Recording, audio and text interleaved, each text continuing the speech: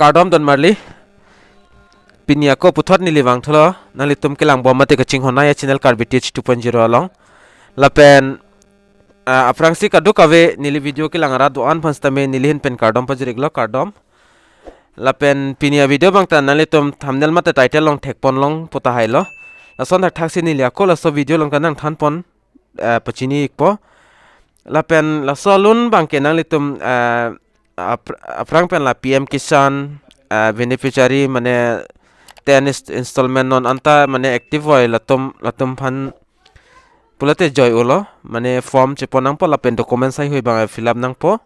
sorry document sai hoy nalitum pido nang po lapen bank long dampen nalitum dak chingki nang po lalo pulte long joy ulo lapen ala PM Kisan long pen beneficiary kali pulote nalitum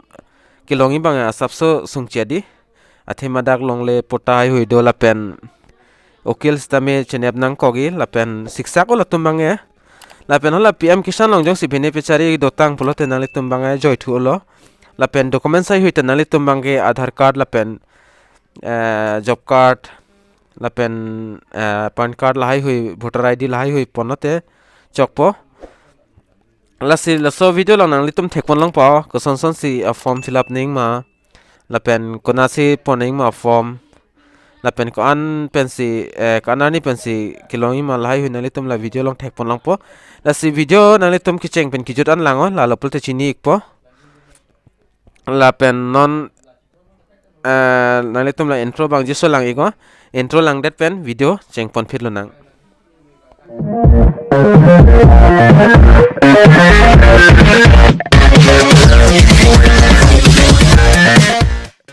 nalitum mobile long Chrome mate kapre ka browsers to duilas nili bang kai ke la use version si la Chrome browser bang use ponpo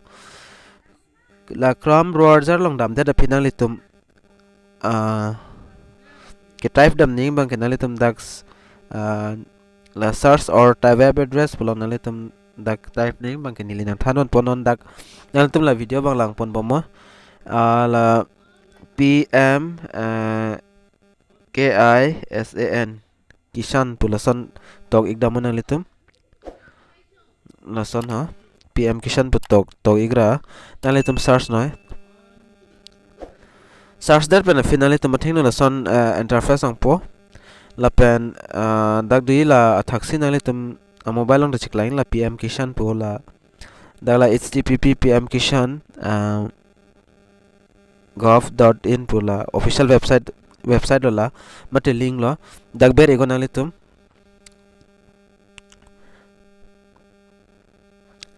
dakber det pen finally tuming hong ik chat noy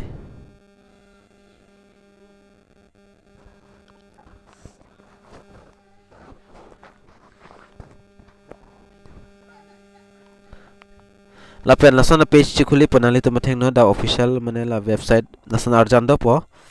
dak PM Kisan samande nadi puda sondo po ketok la penalitum la dak penalitum dak penalitum jong si PM Kisan long amendo pulte KYC jong si Aadhar card verify pula la KYC no la pen new register farmer registration la pen edit Aadhar la hedalitum da option long pon opos ta menon bang nilitum bang ka frek fanse bang la si la daketok di la download form pudi KCC download KCC form la si KCC loan fanse nilitum bang la so video bang nili banai pon no la si nalitum dak ber igdat penalitum mathing no form chi download po la form download dat pen fit nili na peklang pon po pare la form bang la hello la pen form details bang nili nona peklang pon na litum la application dak type nei mate tok nei bar to the branch manager dak tok ponon la pen la athak di la name of bank la pen branch amen dak tok pon igon nang litum la pen da fit nang litum la a number bang nang litum la fill up nang nilo dak for office use for la pen b number bang nang litum type of KCC amount of loan required nang litum dak pen ingsimang si select pono ko so pene alun se ani manalitum line show of fresh KCC lapen assessment exciting limited activation and enforcing KCC amon lai hui nali tum dakpen chongwai pon igratik poningo lapen la silong bangke number silong bang particulars of the applicant lanali tum dak amen cheto ingnang po applicant amen fill up nang po lapen account number PM Kisan beneficiary la koso account nali tum la tangkanang jang ma PM Kisan pen so account number manali tum fill up nang po lapen if you cover lai hui nali tum dapen details pore pona lapen name of scheme bang PMSBY do lapen PMJJBY do lapen annual premium bang nali tum 12 rupees 330 lai hui nali tum dakpen lang poningo consent please take la lai hui jong sinali tum kolobang se anima upload nali tum dak chongwai era dakpen yes mate no lai hui nali tum dakpen fill up no lapen di number bang kenali tum details of exciting loans if ini jong se kaprek alun ke anon tang do polte nali tum dak lai hui fill up mon lapen i number bang kenali tum particulars of total land holding lai hui nan tum dak village lapen survey khasra lai hui number nali tum dak pen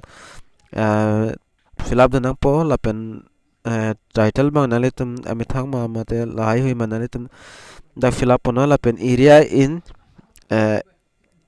acres lai hui nali tum kan area se thema lai hui lo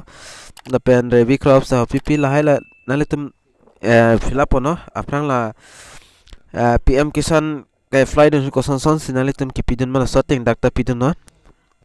lapen la F number lang makinali tum thekpon lang po KCC to fishers and animals husbandry farmer lason dakda po la si name of village nali tum fill up no total productive dairy animals lapen total sheep and god lai hui nali tum lai hui dak fill up no lapen that 6 number bang security purpose to be offered lai hui ta nali tum dak pen fill up no lapen declare la H number lang bang dak declaration nali tum dak tick pen no la late tick mark pin no lapen nali tum dak signature lapen thumb impression nali tum jang se amen se to table tips ta beringo mate thekpol te sohi chitawo lapen la aber bang acknowledgement la bank long dam pen bank tum fill up la pen so acknowledgement bang nali tum han nak pidun po lapen like official use lo la bang dak bang fill up nang nelo nali tum la se la dak ingsi hini nali tum la fill up nang nelo athema details bang aprang men si verify tang KCC sorry PM Kisan la kai fly hood lapen la hayo si ada verify lo la sila so form bang nali tum bank long dam nang pola pen documents ai hui nali tum voter ID mate ration card lapen aadhar card la hui nali tum ponang po lapen video long nali tum thekpon long po Koson si fill up nei ma la hui ko form bang konat pen si loing ma pulote nali tum ala PM Kisan la so website long dam igra nali tum dak pen le download tame la pen hadak pen jong se download thek thep pulote la nili la so video description long nili link pidat po dak pen le nali tum download thino la pen fill up that pen documents kwan se nei ma la so documents ma nali tum che pon thain non la pen bank long nali tum dam ra dak pen chingki den non kon anani pen si loima mate Koson ma la hui nali tum details bang dak pen long pon thai po bank long pen long thai po lan shot lo la si video lang mi sen pol nali tum subscribe ikha la pen like comment hai huita la pen share pon thala si nali tum jong se form fill up hot pipine jong se thek the NANGJI pol nali tum la comment long stame NANGJI iktame la pen comment long sorry description long machine li contact info bang biko lo da pen nali na humri nangli tum na humri iktame la pen pinia video bang lan shot lo la si mo next video long le se tong nang do me thak me Kardom